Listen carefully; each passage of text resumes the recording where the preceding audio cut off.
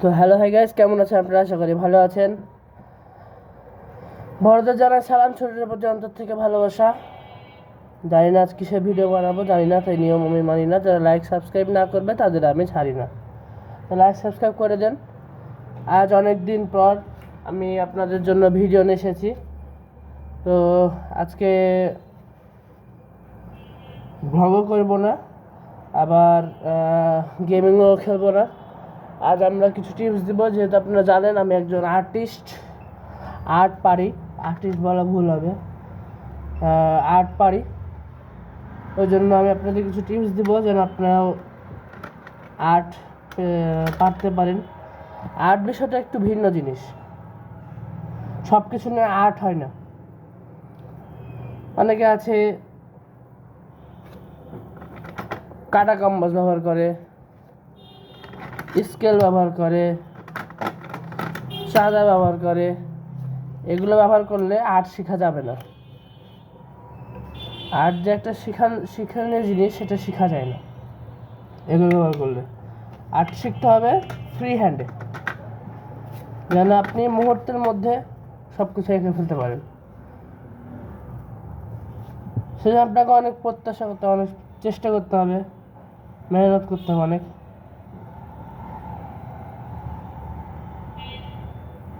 একটা দাগ দিলাম, কিন্তু যারা দাগ দেওয়া যাবে তারা এক ইয়েতে একটা দাগ দিয়ে দিবে। একটু বেঁকা হয়েছে, কিন্তু অনেকটাই সোজা।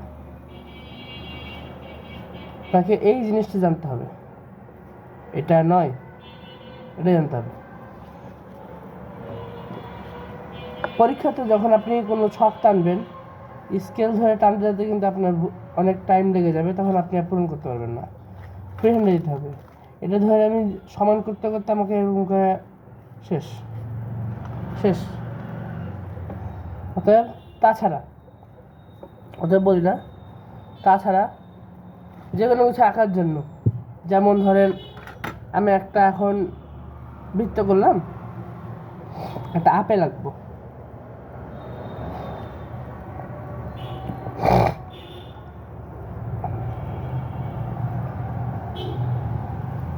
একটা বৃত্ত করলাম আর একটা ফ্রি হ্যান্ড করলাম, ফ্রি হ্যান্ডে করলাম। এটা একটু ব্যাখ্যা গেছে, আমি ঠিক করে নিচ্ছি। ফ্রি হ্যান্ডে করলাম।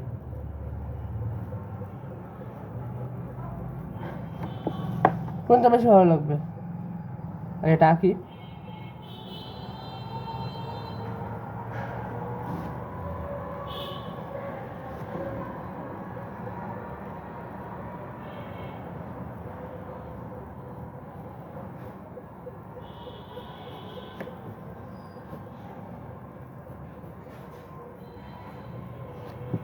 কোনটা বেশি ভালো লাগছে? এটা কিছুটা কিসের মতো হয়েছে? পেয়ারার মতো, তাও সেফ হয়নি, কারণ পেয়ারার শরীরে উঁচু নিচু আছে, আপেলের শরীরে একদিক নিচু উঁচু, না হলে উঁচু নিচু আছে এরকম। এরপর এটা করি, যে একটু ভুল গেছে, সমস্যা হলে ঠিক করে নেব ওটা।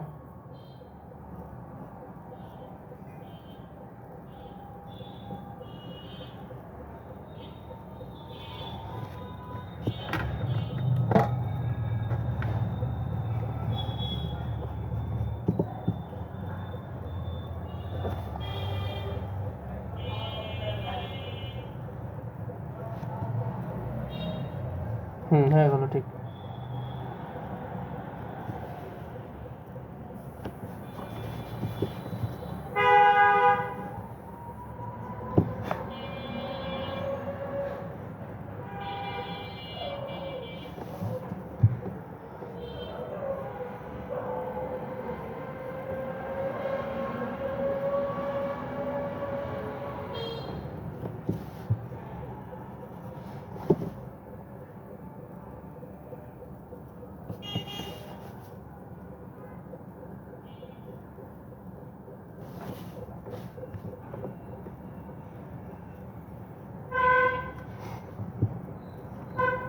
এটাকে আর একটু নিচু করবো।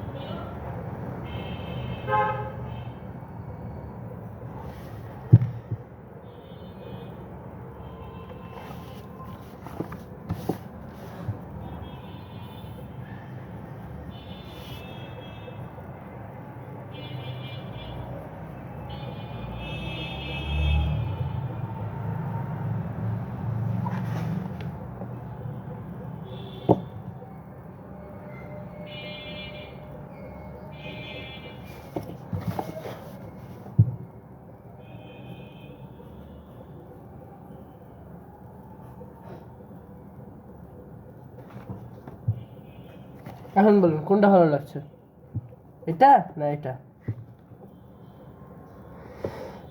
বৃত্তের পরেও কিন্তু অনেক কিছু করতে হয়। আমি এদিক একটু বাড়ালাম, এদিক একটু বাড়ালাম, এদিক কমালাম, নিচের দিক কমালাম। এটা যদি করি এটা হতে পারবে না সেরকম, কারণ আপেলের যে শরীরটা রয়েছে মানে বডিটা রয়েছে সেটা কিন্তু একটু হলেও উঁচু নিচু থাকে, সেরকম হয় না, পুরোপুরি প্লেন শেপ হয় না। তাই আমরা বৃত্ত ছেড়ে দিয়ে পেন্সিল হাতে আঁকা শুরু করব। এখন এটা হবে ধীরে ধীরে হবে, সবারই তো তাড়াতাড়ি হয় না, ধীরে ধীরে হবে, আপনার সবারই হবে। একটা বৃত্ত যদি আমরা শিখবো কিভাবে, বৃত্ত শিখবো হলো এই যে এরকম, প্রথমে একটা ধরেন যে এই বৃত্তটা, না না থাক আমি হাতে আপনাদের দেখাচ্ছি। এই যে এরকম একটা বৃত্ত করলাম, একটু বেঁকাতারা হলো, ঘোরা থাকবে, হাত ঘোরা থাকবে, এর উপরে হাত ঘোরা থাকবে, এক সময় না এক সময় ঠিক এটা সোজা হবে।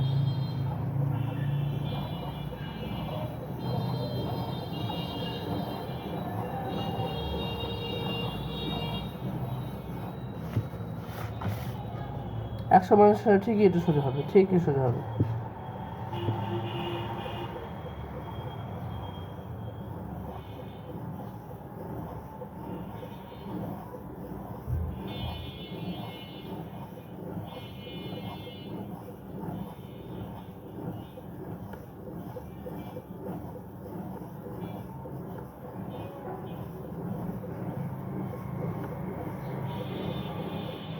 এটা সোজা হয়ে আসলো, কিন্তু তখন কেমন ছিল এখন কেমন হলো, এই জন্য ধীরে ধীরে গোল হয়ে আসছে। তার মানে যদি আমরা একটা দেড়া পাকা ভিজে গোল করি তাহলে এটা এক সময় না এক সময় ইনশাআল্লাহ এক সময় না এক সময় ঠিকই সোজা হয়ে আসবে, করতে করতে করতে করতে করতে এক সময় না এক সময় ঠিকই সোজা হয়ে আসবে। অতএব আমরা এটা ব্যবহার করব না, হাত দিয়ে করব। হাত দিয়ে করলে এগুলো ইজিলি পারা যাবে, এগুলো পারা যাবে, আম পারা যাবে। আম কিন্তু বেশি কিছু না, উপরে একটা বড় গোল, নিচে একটা ছোট গোল। আমি এটাতে দেখিয়ে দিচ্ছি, দুইটা তেরা বেড়া গোল করলাম, এটাকে নিয়ে চলে আসলাম নিচে, দেখায় আপনাদের। এটা চলে আসলাম নিচে, এই যে এটাকে একটু সামনের দিকে দিলাম, আমার মুখ হয়ে গেল। এবার এখান থেকে একটু নিচে, যে এখান থেকে একটু উপরের দিকে, হ্যাঁ শেষ। আম আমাদের শেষ, এটা বলা হয় না, যাই হোক আম আমাদের শেষ, আম আমাদের করা শেষ। শুধু একটা ছোট্ট বৃত্ত, একটা বড় বৃত্তের সাহায্যে আমাদের আম শেষ। অর্থাৎ আমাদের বৃত্তটা ভালো মতো শিখতে হবে। কাটা কম্পাস দিয়ে কখনো করা যাবে না, কাটা কম্পাস দিয়ে করলে শেখা যায় না। একটু জাস্ট একটা নিয়ম খাটিয়ে গোল করে নিলাম, শেষ এটার মাধ্যমে। কিন্তু এটাতে প্র্যাকটিস লাগবে। আপনি যেটা করতে পারেন, আপনি একটা সিনারি করতে গেলে সবাই পারবেন। অনেকে জানে আমি দৃশ্য টিশ্য আঁকি, তো আমি শিখেছি আমার এক স্যারের কাছ থেকে, বকুল স্যারের কাছ থেকে, চণ্ডীপুরের বাসা এখানে। তো তিনি আমাকে শিখিয়েছেন যে প্রথমের দিকে মনে আছে তিনি গোল করাতেন, গোলের উপর হাত ঘোরাতেন, হাত ঘোরাতে ঘোরাতে ঘোরাতে যখন গোলটা আমার আয়ত্তে চলে আসলো, তখন আমি আপেল পারলাম, আম পারলাম, পেঁপেও পারা যায়। একটা বড়, এটা ধর একটা গোল, এর নিচে একটা ছোট গোল দিলাম, এটা আম, উপরে একটা ছোট গোল, নিচে একটা বড় গোল। বড় গোলটা একটু বেশি হয়ে গেছে, ব্যাপা হয়ে গেছে, তা হোক, তা হবে।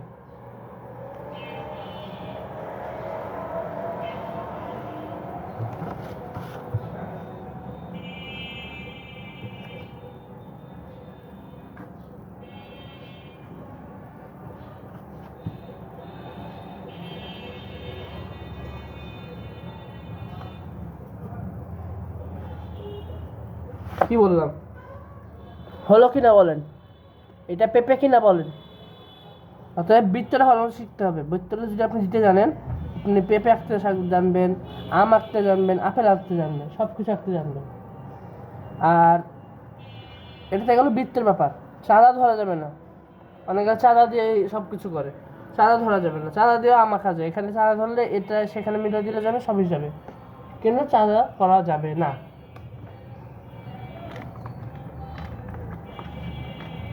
তারপরে বলা যায় স্কেল, আপনি এটা সোজা টানছেন, এটাকে আপনি ফ্রি হ্যান্ডের চেষ্টা করেন, কতটুকু সোজা হয় সেটা দেখেন আপনি। এরকম করে সোজা হয় কিনা, এরকম করে সোজা হয় কিনা, এরকম করে সোজা হয় কিনা। এক সময় সোজা হবেই, এক সময় ঠিকই সোজা হবে, এক সময় ঠিকই সোজা হবে। এটাই দেখেন আমার কত সোজা হলো। এই তো সোজা, শুধু এখান থেকে একটু বাইরেছে, একটু হয়েছে, তাছাড়া কিছুই না। একটা বাড়ি আপনাকে দেখায়, আমি আপনাকে বাড়ি এঁকে দেখাই, স্কেল দেখে আর একটা ফ্রি হ্যান্ডে দেখে, কোনটা ভালো লাগবে আপনারা বলবেন।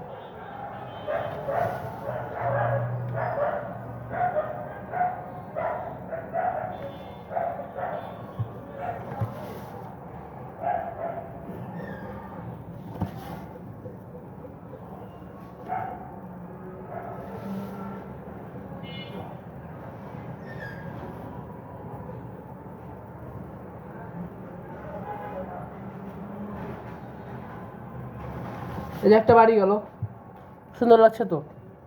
এবার আমি ফ্রি হ্যান্ড আঁকাবো, দেখেন ফ্রি হ্যান্ড আঁকলে কত সুন্দর হয়।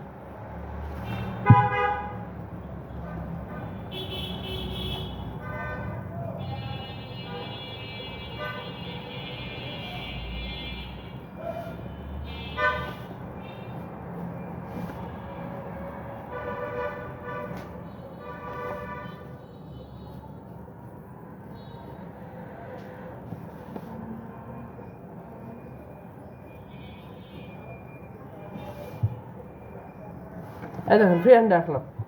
এটার মধ্যে পার্থক্য কি আপনারা কিছু দেখতে পাচ্ছেন কিনা জানি না। এটার মধ্যে পার্থক্য একটা জিনিস, একটা স্কেল রাখলে সোজা হয়, ছবিটাতে জান আসে না, মানে একটা প্রাণ, যে একটা ছবিতে একটা জান থাকে, যে মানুষ বুঝতে পারে যে হ্যাঁ এটা রিয়েলিস্টিক। বাড়ি কি কখনো সোজা হয়? সোজা হয় না। এটা কিসের বাড়ি? এটা হলো ধান ক্ষেতের বাড়ি, গ্রাম্য অঞ্চলের দৃশ্য, ধান খেতে ইউজ করা হয়। ধান খেতের বাড়ি কখনো সোজা হয়? কখনো হয় না। কিন্তু আমি যে ফ্রি হ্যান্ড রাখি, এটাতে জান আসবে, এক ধরনের ব্যাখাতারা থাকবে। ধান খেতের বাড়ি কিন্তু একটু হলেও ব্যাখাতারা হয়, কারণ কোনো জিনিসই সোজা হয় না, একটু হলেও ব্যাখা থাকে। ব্যাখা মানে ফ্রি হ্যান্ডে করলে সে ব্যাখা জিনিসটা আসবে। এই যেমন আমি এখানে এসে নিচে নামাচ্ছি, এখন যদি আমি এখানে একটু ধান দিই, তাহলে মনে হবে যে হ্যাঁ এটা আসল বাড়ি, কারণ ধান সবসময় ঝুলে থাকে, নিচ দিকে ঝুলে থাকে, যেরকম ঝুলে থাকে, এভাবে ঝুলে থাকে। এখন যদি আমি এটা সোজা রাখি, তাহলে কি হবে? মনে হবে কি সোজা কোনো ব্লক বা শক্ত জিনিস দিয়ে থুয়ে দিয়েছি, শেষ। কিন্তু ওর তুলতে বাড়ি হয় না, বাড়ি হয় কেমন? ধানের দিয়ে। তো ফ্রি হ্যান্ডে আঁকলে যদি কেউ দৃশ্য আঁকতে চান, তাহলে ফ্রি হ্যান্ডে আঁকা আমি সাজেস্ট করবো। দৃশ্য আঁকতে গেলে ফ্রি হ্যান্ড লাগবেই। আপেল বলুন, পেয়ারা বলুন, পেঁপে বলুন, আম বলুন, বাড়িঘর, সিনারি যেগুলো আছে, নদী, এগুলো আঁকতে গেলে আপনার ফ্রি হ্যান্ড লাগবে। কখনো আপনি এই সোজা হাতে স্কেল দিয়ে এঁকে আপনি পারবেন না, কারণ একটাই, ছবিতে জান আসে না, এটা হলো পার্থক্য। আর আরেকটা কথা বলবো, যে আপনারা এই জিনিসটা ব্যবহার করা ছেড়ে দিবেন, কিন্তু জ্যামিতির ক্ষেত্রে নয়। এই জিনিসটা ব্যবহার করা ছেড়ে দিবেন শুধু ছবির ক্ষেত্রে। যারা ছবি আঁকবেন তাদের জন্য বলছি, আপনারা এই জিনিসটা ব্যবহার করা ছেড়ে দেবেন। আর যারা ধরেন যে জ্যামিতি করবেন, জ্যামিতিক যেগুলো আছে, ওগুলো আবার ফ্রি হ্যান্ডে হয় না, ওগুলোর জন্য এটা প্রয়োজন, ফ্রি হ্যান্ডে হবে না। এটা শুধু ফ্রি হ্যান্ডে কখন? যখন আপনি কোনো একটা ছবি আঁকবেন, কম্পিটিশনে যাবেন, ছবি আঁকবেন, মনে হলো একটা দৃশ্য পছন্দ হলো, আপনি ছবি এঁকে সব কিছু করে নিলেন, এরকম জিনিসের জন্য এটা। অতএব আপনার কোনো শেখার জন্য, ধরেন যে আপনি আর্ট কমপ্লিট করবেন বা আর্টিস্ট হবেন, বা আর্টিস্ট না, আপনি এটা শিখবেন, আর্টটা শিখবেন, আপনার ফ্রি হ্যান্ডে করা জরুরি। ফ্রি হ্যান্ডে করা আপনার জন্য জরুরি, অনেক জরুরি।